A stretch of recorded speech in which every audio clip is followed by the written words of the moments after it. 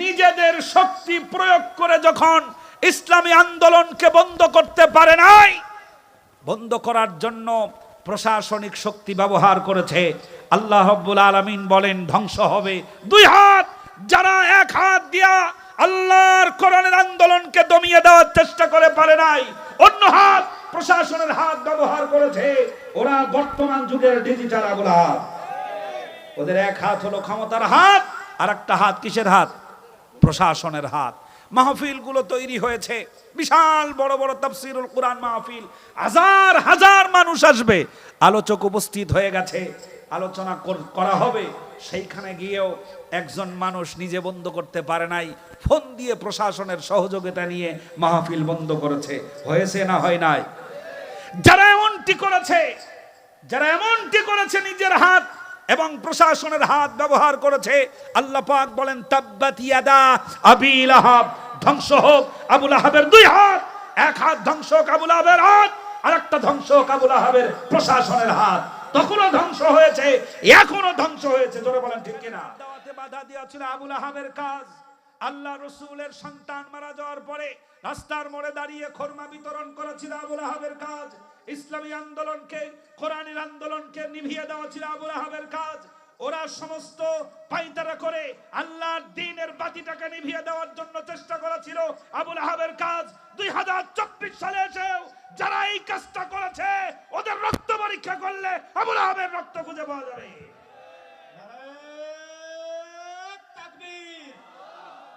আল্লাহ রাব্বুল আলামিনের নবী যখন কালিমার দাওয়াত দিলেন,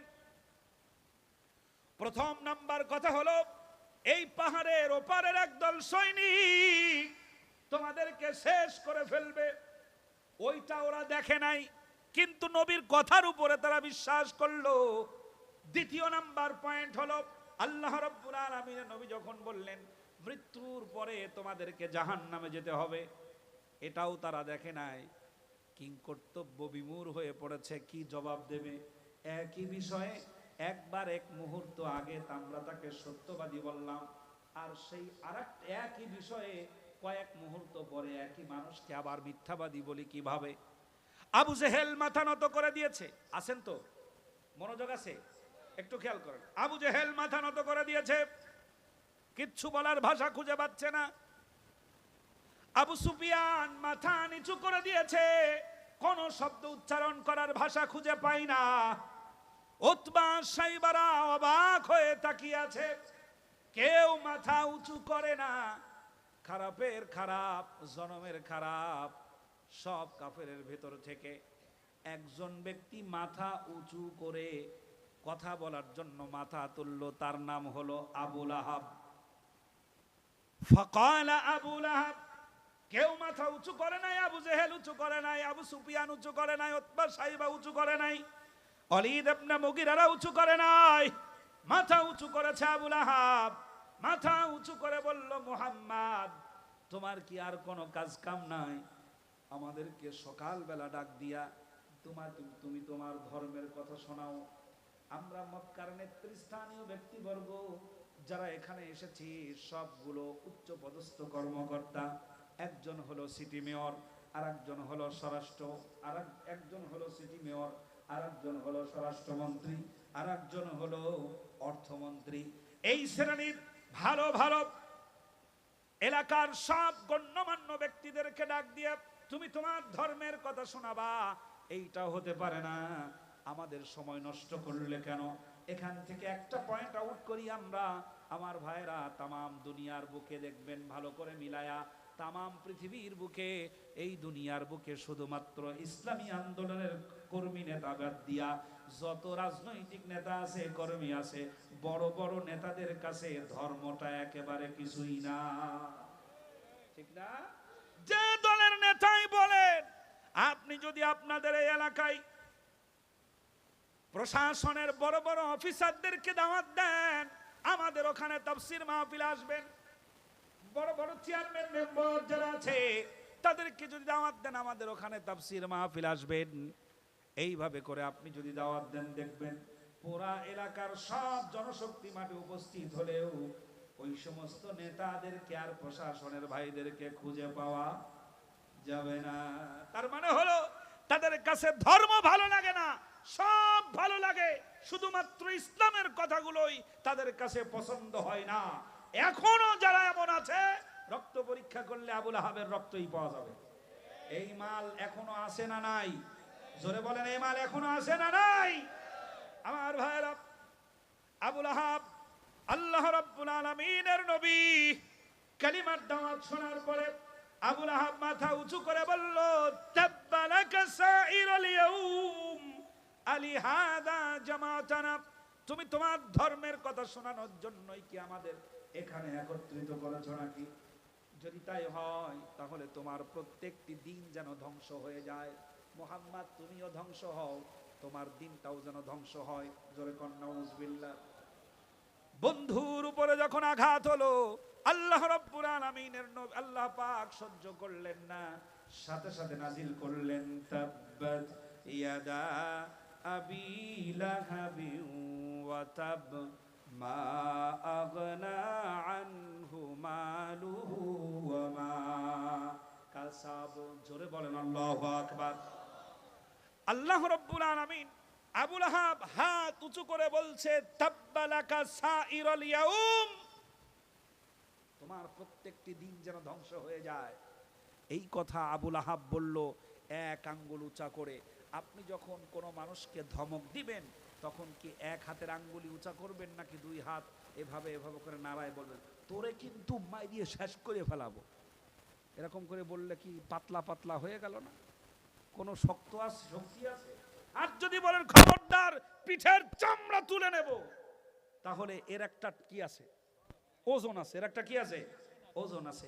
আবুল আহাব হাত তুললো, তাব্বালাকা সাইরুল ইয়াউম, হাত উঁচু করেছে আবুল আহাব একটা, আর আল্লাহ পাক নাজিল করলেন, তাব্বাত ইয়াদা। আল্লাহ নাজিল করলেন কি? তাব্বাত ইয়াদা। ইয়াদুন মানে হাত, ইয়াদা কোন সিগা? তাসনিয়া। ইয়াদা কোন সিগা? তাসনিয়া। ইয়াদা এর অর্থ হলো দুই হাত। কয় হাত? কথা শুনতেছেন বাজান? ইয়াদা এর অর্থ হলো দুই হাত। আল্লাহ রাব্বুল আলামিন বললেন, আবুল আহাব তুলেছে কয় হাত? এক হাত। আর আল্লাহ বললেন কয় হাত? দুই হাত। দুই হাত ধ্বংস হয়ে যাক। তার মানে হলো আবুল আহাব তুলেছে এক হাত ঠিকই, কিন্তু আবুল আহাব এক হাত দিয়ে মুহাম্মদ সাল্লাল্লাহু আলাইহি ওয়াসাল্লামকে কিছুই করতে পারবে না। কারণ আল্লাহর নবীকে কিছু করতে হলে আবুল আহাব একা পারবে না। একা পারবে? একা পারবে না। এজন্য আবুল আহাবের আরেকটা হাত এখানে প্রয়োগ হবে, সেটার নাম হলো অর্থ সম্পদের হাত অথবা ক্ষমতার হাত। কিসের হাত? ক্ষমতার হাত। ক্ষমতার হাত যদি না থাকে, আবুল আহাব আল্লাহর নবীকে কিচ্ছু করতে পারবে না। কারণ আবু জেহেল মাথা উঠাই নাই, উতবা সাইবা মাথা উঠাই নাই, ওয়ালিদ ইবনে মুগিরা মাথা উঠাই নাই। মাথা উঠাইছে কেডা? আবুল আহাব। আবুল আহাব মাথা উঠিয়ে বলল, তোমার কি আর কোনো কাজ নাই? শুধুমাত্র ভালো ভালো কথাগুলোই বলতে থাকো আমাদের সামনে। আজকে তুমি আমাদেরকে ডাক দিয়ে বলছো দিনের কথা। এই কথা বলার পরে যখন আল্লাহ রসুলকে অভিশাপ করলো আল্লাহ পাক, তখন বলে দিলেন আবুল আহাবের দুই হাত ধ্বংস হয়ে যাক। তার মানে হলো একটা হলো আবুল আহাবের হাত, আর একটা হলো আবুল আহাবের ক্ষমতার হাত, প্রশাসনের হাত। আমার দেশেও যারা নিজেদের শক্তি প্রয়োগ করে যখন ইসলামী আন্দোলনকে বন্ধ করতে পারে নাই, বন্ধ করার জন্য প্রশাসনিক শক্তি ব্যবহার করেছে, আল্লাহ রাব্বুল আলামিন বলেন ধ্বংস হবে দুই হাত। যারা এক হাত দিয়া আল্লাহর কোরআনের আন্দোলনকে দমিয়ে দেওয়ার চেষ্টা করে পারে নাই, অন্য হাত প্রশাসনের হাত ব্যবহার করেছে, ওরা বর্তমান যুগের ডিজিটাল আবুল আহাব। ওদের এক হাত হলো ক্ষমতার হাত, আর একটা হাত কিসের হাত? প্রশাসনের হাত। মাহফিল গুলো তৈরি হয়েছে, বিশাল বড় বড় তাফসীরুল কুরআন মাহফিল, হাজার হাজার মানুষ আসবে, আলোচক উপস্থিত হয়ে গেছে, আলোচনা করা হবে। সেইখানে গিয়েও একজন মানুষ নিজে বন্ধ করতে পারে নাই, ফোন দিয়ে প্রশাসনের সহযোগিতা নিয়ে মাহফিল বন্ধ করেছে। হয়েছে না হয় নাই? যারা এমনটি করেছে নিজের হাত এবং প্রশাসনের হাত ব্যবহার করেছে, আল্লাহ পাক বলেন তাব্বাত ইয়াদা আবি লাহাব, ধ্বংস হোক আবুল আহাবের দুই হাত। এক হাত ধ্বংস হোক আবুল আহাবের হাত, আরেকটা ধ্বংস আবু লাহাবের প্রশাসনের হাত। তখনও ধ্বংস হয়েছে, এখনো ধ্বংস হয়েছে। জোরে বলেন ঠিক কিনা? আমি একটু একটু করে মেলানোর চেষ্টা করবো ইনশাআল্লাহ। আল্লাহ যেন আমাদের কোরআন বুঝার তৌফিক দান করেন, বলেন আমিন। আবু লাহাবের নামে সূরা নাজিল হয়েছে তাফসিরুল কোরআন মাহফিলের ভিতরে, তাফসিরের ভিতরে এর কারণ উল্লেখ করা হয়েছে 5টি। আমি দুই একটি বলেই সামনের আয়াতের দিকে আগাবো ইনশাআল্লাহ। আল্লাহ রাব্বুল আলামিন সূরা লাহাব নাজিল করেছেন আবু লাহাবের নামে কেন? এক নম্বর হলো আল্লাহ রাব্বুল আলামিনের নবী যেখানে আবু লাহাব সেখানে, যেখানে আল্লাহর পয়গম্বর সেখানেই আবু লাহাব। আল্লাহ রসুল যেখানে দাওয়াতি কাজ, দাওয়াতি কর্মকাণ্ড চালায় সেখানেই আবু লাহাবের আনাগোনা টের পাওয়া যায়। আল্লাহর নবী যেখানে আবু লাহাব সেখানে। আল্লাহর নবী দ্বীনের দাওয়াত দেয়, আবু লাহাব সেখানে গিয়ে বাধা দেয়। মক্কাতুল মুকাররমায় উপস্থিত হওয়া বহির বিশ্ব থেকে, মদিনার মক্কার বাহির থেকে লোকেরা মক্কাতুল মুকাররমায় হজ করার জন্য, ব্যবসা করার জন্য দলে দলে মানুষ উপস্থিত হয়েছে। মানুষেরা কাফেলা তৈরি করে তাবু টানায়া সেখানে ঘর, সেই জায়গায় তারা অপেক্ষা করে, বসবাস করে, রাত্রি যাপন করে। আবু লাহাব টের পেল মুহাম্মদ প্রত্যেকটি তাবুতে তাবুতে গিয়া কালিমার দাওয়াত দেয়। আবু লাহাব প্রত্যেকটি তাবুতে গিয়া বলে, আমাদের এলাকায় একটি ছেলে আছে, আমাদের এলাকায় একজন মানুষ আছে, লোকটা হলো একেবারে বদ্ধ পাগল, আন্নাহু মাজনুন, একেবারে পাগল, এবং লোকটা এত মিথ্যাবাদী, জীবনেও সত্য কথা বলে না। জোরে কর নাউজুবিল্লাহ। আল্লাহ রাব্বুল আলামিনের নবীকে পাগল বানালো আর মিথ্যাবাদী বানায়া প্রত্যেকটি তাবুর মানুষদেরকে বলল, খবরদার, তার কোনো কথা তোমরা শুনবা না। লোকটা একটা পাগল, একেবারে সত্য বলে না, যা বলে সব মিথ্যা কথা বলে। আমার ভাইরা, সেই সময় আবু লাহাব আল্লাহর নবীকে মিথ্যাবাদী বানিয়েছে, আল্লাহর রসুলকে অপরাধী বানিয়েছে, আল্লাহর নবীকে সত্য কথা বলতে সত্যবাদী বানায় নাই, আল্লাহর নবীর সকল কর্মকাণ্ডে বাধা দিয়েছে। ওই সময় ওই আবু লাহাবরা বাধা দিয়েছে। বর্তমান সময়েও যারা সত্যকে অস্বীকার করে একেবারে সাধারণ মানুষদেরকে অপরাধী বানায়া ইসলামী আন্দোলনকে বন্ধ করতে চায়, ওরা হলো বর্তমান সময়ের ডিজিটাল আবু লাহাব। এই আবু লাহাবের পরিচয় আর একটু ভালো করে লক্ষ্য করুন। আল্লাহ রাব্বুল আলামিনের নবী জনাব মুহাম্মদুর রাসূলুল্লাহ সাল্লাল্লাহু আলাইহি ওয়াসাল্লাম যেখানে যান সেখানেই আবু লাহাব চলে যায়, বাধা দেয়। আল্লাহর নবী কালিমার দাওয়াত দেয়, আবু লাহাব বাধা দেয়। আমরাও বাংলার জমিনে দেখতে পেয়েছি ইসলামী আন্দোলনের কর্মীরা যেখানেই বসে আলোচনা করে ওইখানেই বাধা আসে। মসজিদে বসলে মসজিদে বাধা দেয়, মাঠে বসলে মাঠে বাধা দেয়। এমনকি চায়ের দোকানে যদি দুইজন এক জায়গায় বসে, তাহলে কে যেন চোখ বেঁকা করে তাকায়া বলে, এরা দুইজন এক জায়গায় কেন? ঠিক না? আমার ভাইরা, যেখানে আল্লাহর নবী সেখানে আবু লাহাব গিয়ে বাধা দেয়, যেখানেই তাফসীর মাহফিল সেখানেই বাধা। হইছে না? সারা রাত মাহফিল হচ্ছে, জিকির আজগার হলো, কোনো বাধা। 3 দিন 5 দিন মাহফিল হচ্ছে, কোনো বাধা নাই। তাফসীরুল কোরআন মাহফিলে বাধা, যেখানেই কোরআনের কথা সেখানেই বাধা। কারণ ওরা জানে কোরআনুল কারীম দিয়ে যদি লোকেরা কথা বলে আর সাধারণ মানুষ যদি কোরআনের কথা বুঝেই ফেলে, তাহলে আমাদের মতো মানুষের অবস্থা আর ভালো থাকবে না। এজন্য তারা কোরআনুল কারীমকে বাধা দেয়। সেই সময় বাধা দিয়েছে ওরা, বর্তমান সময়ে যারা বাধা দিচ্ছে তাদেরকে আপনি কি বলবেন? ওরা আবু লাহাব। এই আবু লাহাব সমাজে আছে না নাই? আছে। আরেকটা লক্ষ্য করে, 2 নাম্বার কারণ হলো আল্লাহ রাব্বুল আলামিনের নবীকে আল্লাহ পাক 2টি পুত্র সন্তান দান করেছেন। বড় ছেলের নাম আল্লাহ রাব্বুল আলামিনের নবী রেখেছিলেন কাসেম রাদিয়াল্লাহু তাআলা আনহু। হযরতে আম্মাদান খাদিজাতুল কুবরা রাদিয়াল্লাহু তাআলা আনহা কখনো কখনো আল্লাহর নবীকে ইয়া আবাল কাসেম বলে ডাক দিতেন। জোরে বলেন সুবহানাল্লাহ। আল্লাহ রাব্বুল আলামিনের নবীকে আল্লাহ রাব্বুল আলামিন দ্বিতীয় পুত্র সন্তান যখন দান করলেন, কাসেম মারা যাওয়ার পরে আল্লাহ পাক দ্বিতীয় পুত্র সন্তান যখন দিলেন, এই দ্বিতীয় পুত্র সন্তানের নাম আল্লাহর নবী রাখলেন আব্দুল্লাহ। এই আব্দুল্লাহ যেদিন মারা যায়, আল্লাহ রাব্বুল আলামিনের নবীর চোখে পানি। খাদিজাতুল কুবরা রাদিয়াল্লাহু তাআলা আনহা কাঁদে।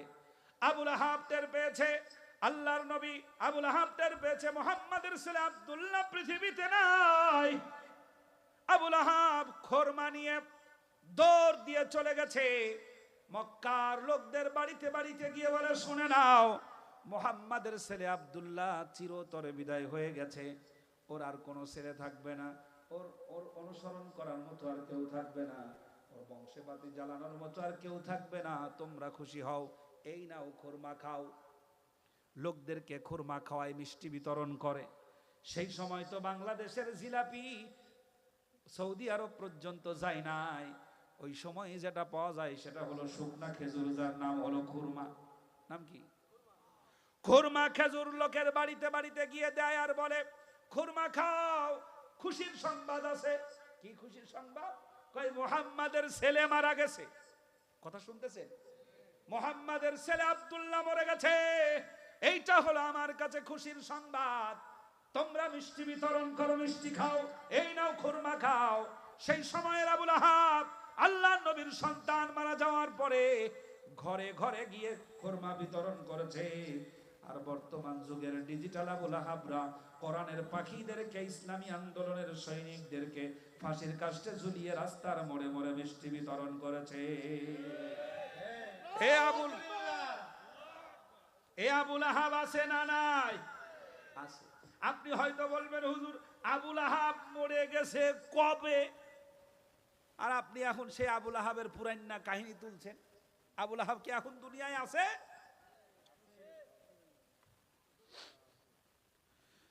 একজনের রক্ত লাগবে। কি লাগবে? রক্ত। রক্ত দেন না আপনারা শরীর থেকে? রক্ত লাগবে। রক্তের গ্রুপ হলো ও নেগেটিভ। রক্তের গ্রুপ কি? ও নেগেটিভ। পাওয়া যাচ্ছে না, পাওয়া যাচ্ছে না। খুঁজতে খুঁজতে খুঁজতে খুঁজতে আপনাদের শোলাকোড়া এলাকার ভিতরে পাওয়া গেল একজনের রক্তের গ্রুপের সাথে রক্তের গ্রুপ মিলে গেছে, ও নেগেটিভ। বলছে, ভাই তোমার রক্ত দিতে হবে। যার রক্তের গ্রুপ মিলছে, এ ছিল বেকায়দা ধরনের কৃপণ, কিপটা। আপনারা কি বলেন? রামপালে কি বলা হয়? কৃপণকে কি বলেন? কৃপণ। আচ্ছা, কৃপণ, কঠিন কিপটা। বলছে, ভাই তোমাকে রক্ত দিতে হবে। কিপটা লোকটা বলছে, আমি দেব রক্ত? অসম্ভব। কেন? কয়, আমি যে কৃপণ, আমার যদি বেশি ক্ষুধা লাগে তাহলে ভাত খাওয়ার আগে 3 গিলাস পানি খাই, যেন ভাত কম লাগে, আর আমি দেব রক্ত? হতেই পারে না। কিন্তু রক্ত যার লাগবে, ও নেগেটিভ, এটা তো সহজে পাওয়াও যায় না। যার রক্ত লাগবে সে আবার ওই লোকটারে জোর করে ধরে টেবিলের উপরে শোয়ায়া এক টানে রক্ত নেছে 2 ব্যাগ। কয় ব্যাগ? 2 ব্যাগ। 2 ব্যাগ রক্ত নেওয়ার পরে ও চিন্তা করছে, আমি তো শেষ। বড় লোকটা রক্ত নেওয়ার পর টেবিলের ডয়ার টান দিয়ে বের করে চেক বই বের করে, চেক বইয়ের উপরে 2 লক্ষ টাকা লিখে সই করে বলছে, এই লাও তোমার 2 ব্যাগ রক্তের দাম 2 লক্ষ টাকা। 2 লক্ষ টাকা। বুঝে থাকলে উত্তরটা ঠিকঠাক মতো দিবেন। কৃপণ মানুষের হাতে 2 লক্ষ টাকা মানে আকাশের চাঁদ, ঠিক না? এই লোকটা বলছে, স্যার আমি আরো 1 ব্যাগ রক্ত দিতে চাই। চিন্তা করছে ব্যবসা খারাপ না, ব্যবসা খারাপ না, এই চিন্তা করে বলছে আমি আরো 1 ব্যাগ রক্ত দিতে চাই। তখন লোকটা বলছে, আরে বদনা, তুই যদি আরো 1 ব্যাগ রক্ত দাও, তুইও বিপদে পড়বি, আমারও বিপদে ফেলবি। দরকার নাই, এই নাম্বার থাকলো, সময় মতো ফোন দেব, চলে আসবে, আবার রক্ত দিয়ে যাবে 3 মাস পর। 3 মাস পরে ফোন দিয়েছে, হ্যালো। বলছে, স্যার কোথায় আসতে হবে বলেন। দৌড় দিয়ে চলে আসছে। 3 মাস পরে 1 ব্যাগ রক্ত নেছে। আগে দেশে 1 ব্যাগে কত? 1 লাখ। 1 ব্যাগে কত? 1 লাখ। এখন 1 ব্যাগ রক্ত নেওয়ার পরে টাকা দিচ্ছে মাত্র 10 টাকা। 2 টাকার নোট দেশে 5টা, তাও 3টা ছিঁড়া। কয়টা? 3টা ছিঁড়া। 2 টাকার নোট 5টা দেশে। এখন একে তো দূর থেকে আসছে, 2 নাম্বার হলো রক্ত নেছে, 3 নাম্বার হলো টাকা দেশে 10 টাকা, 4 নাম্বার হলো 2 টাকার নোট দেশে 5টা, তাও কয়েকটা ছিঁড়া চলে না। মেজাজ খারাপ হওয়ার কথা না? মেজাজ এত খারাপ, মুখে যা আসে তাই সবাই বলতেছে, বলছে আপনি একটা সিটার, আপনি একটা বাটপার, আপনি একটা মুনাফিক লোক, আপনি একটা শয়তান, আপনি একটা বদমাশ। মানুষের রাগ হয়ে গেলে হিতাহিত জ্ঞান থাকে না, মুখে যা আসে তাই বলে। এরকম আছে না? অনেক মুরব্বী এখনো আছে, এমন চুল পেকে গেছে, দাড়ি পেকে গেছে, মুখের জবানটা এখনো ভালো হয় নাই। আছে না নাই? আছে। এখন ওর মুখে যা আসে ও তাই বলছে। বড় লোকটা তখন ওকে থামাইয়ে দিয়ে বলছে, ভাই তুমি আমারে এত খারাপ কথা বলো না, তুমি আমারে চিটার বলো না, তুমি আমারে বাটপার বলো না, তুমি আমারে শয়তান বলো না, তুমি আমারে মুখোশধারী বলো না। আমি চিন্তা করে দেখেছি তুই খারাপ, তোর রক্ত শুদ্ধ খারাপ। 3 মাস আগে আমি ছিলাম ধনী, আল গিনা গিনান নফস, আমার মনও ছিল ধনী। 3 মাস আগে যখন তোর মতো কৃপণের রক্ত আমার শরীরের ভিতরে ঢুকেছে, আমি নিজেই হয়ে গেছি কৃপণ, 10 টাকার বেশি দিতে পারবো না।